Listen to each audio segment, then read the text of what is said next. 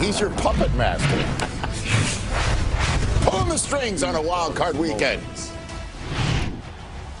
What does it take to make a masterpiece? You've got to have this passion inside you. If you haven't got the passion, then you ain't got it. It takes talent. We set the tone, we set the tempo for what we do. Inspiration. You have to have your mind made up. You have to have that in your heart. Hard work. You have to be focused, hyper focused. Play our ball. Every play counts. Where others see a challenge or a blank canvas, you see greatness in the making. And he fights his way across the goal line. Touchdown!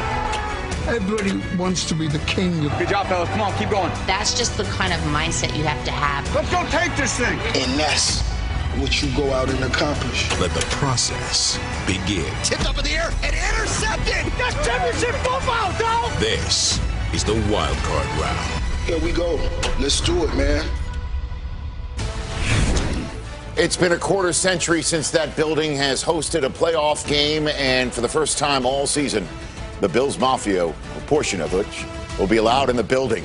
And Frank Reich is the coach who's bringing the opponent there. Go figure that out. The Washington football team sub 500 on a crisp, clear day in our nation's capital. Thank goodness, all peaceful and looking a beautiful day for Super Wild Card Weekend. 6 games this weekend, a triple header today, a triple header tomorrow, and it all begins with the 7-seeded Indianapolis Colts at the AFC East champion Buffalo Bills, followed by an NFC West tilt between the Rams and the NFC West champion Seahawks, and then Tom Brady in a uniform other than New England's taking the Tampa Bay Buccaneers into Washington, D.C. These are our 6 reporters stationed at each and every single one of the wild card games to cap off a 2020 football season like no other.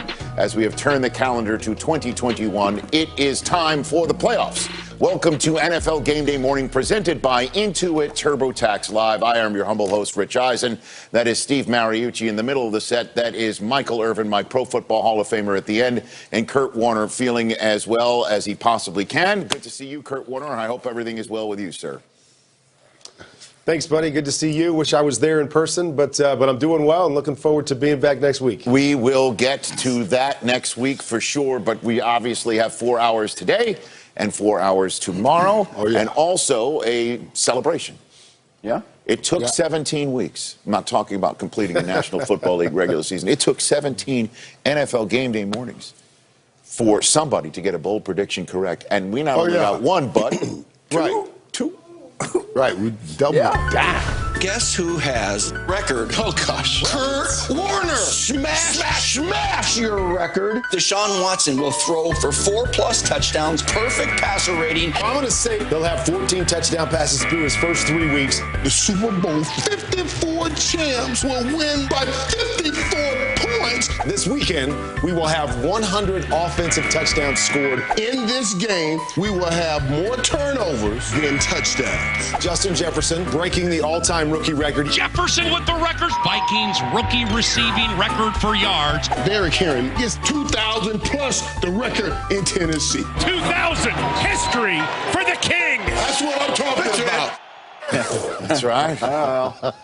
We might have been close sometimes. By the way, Irv, if there was an overtime in that game between Tennessee and Houston, Derrick Henry might have gotten 300 yards. He might have had the single game rushing record and the single season rushing record in the same game, which would have been even more bold than your bold prediction. But at least we got some right. And that's a great way to kick off. Why couldn't they just say that we got it right and just put, why we had to get all them bam, bam, bam, bam? It's like you can't just give love without doing that. You know? It's about lending perspective to the love, Michael. That's basically what Lending perspective. It is wild card weekend. Pardon me, Super Wild Card Weekend. The storyline, Steve Mariucci, go for it.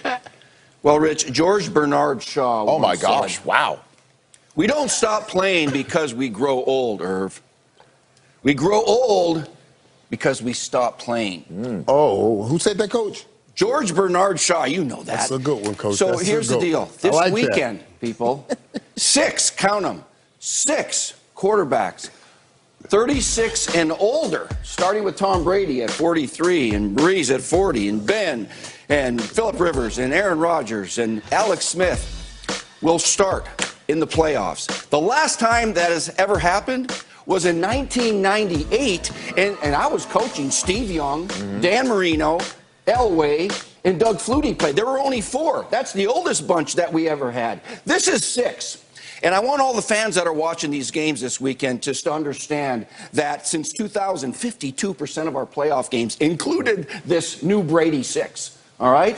So watch with some enjoyment because some of these guys might not be back next year. We don't know. Right. And we want to thank them for their service in their career, their great careers. And today they're going to showcase their skills as leaders and see if they can advance their teams. Congratulations, guys. You've been awesome. I like that, Coach. No doubt about it, Coach. I am so excited to watch those guys play. We've loved watching those guys for so long. I hope this isn't the end for any of them.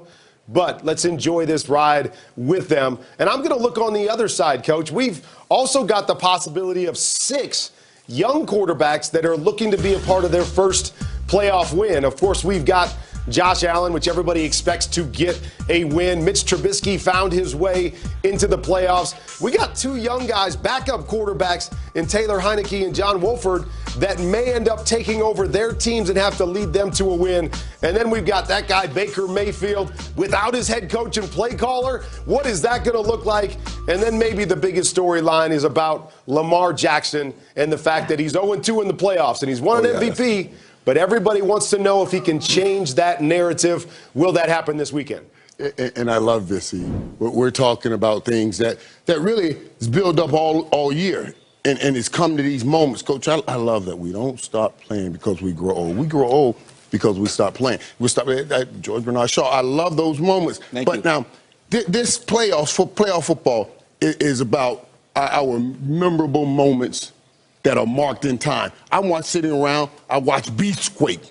You saw that. It's a 10-year anniversary. How many times? Right, they're showing that. Like, woo, and then, you know, they show Broadway Joe talking about we will win.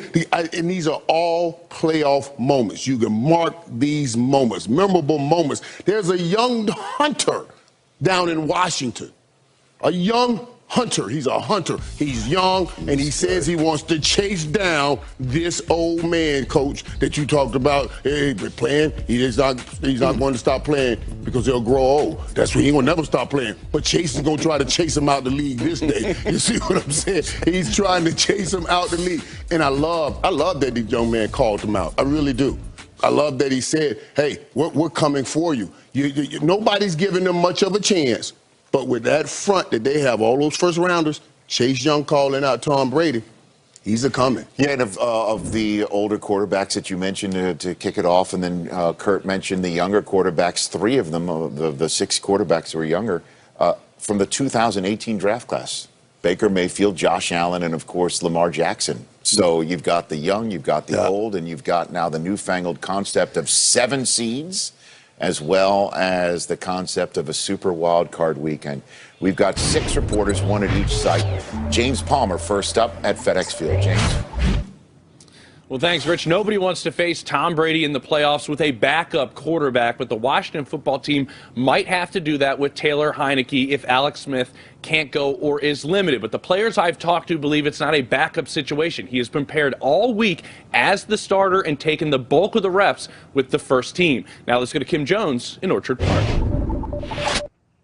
Thanks so much, James. You know, the Colts likely want to control tempo today against these Bills, and they can do that perhaps with rookie running back Jonathan Taylor. You'll recall he had 253 rushing yards last week in Jacksonville. Now, as for let's send it over to Omar Ruiz in Seattle. Hi, Kim. One of the factors that'll go into Sean McVay's decision today on whether to start Jared Goff, who had thumb surgery last week, or his backup, John Wolford, will be conditions here in Seattle. Temperatures expected to be in the 40s throughout the game. No rain in the forecast. So for this time of year here, ideal conditions for a quarterback to handle the football. For more now in Pittsburgh, let's send it over to Aditi Kinkhabwala. Omar, tomorrow against the Steelers, the Browns will be without their head coach and play caller. They'll be without their all-pro left guard. They may be without their all-pro right tackle and their star cornerback, and they only had 1 day of practice this week, all because of COVID.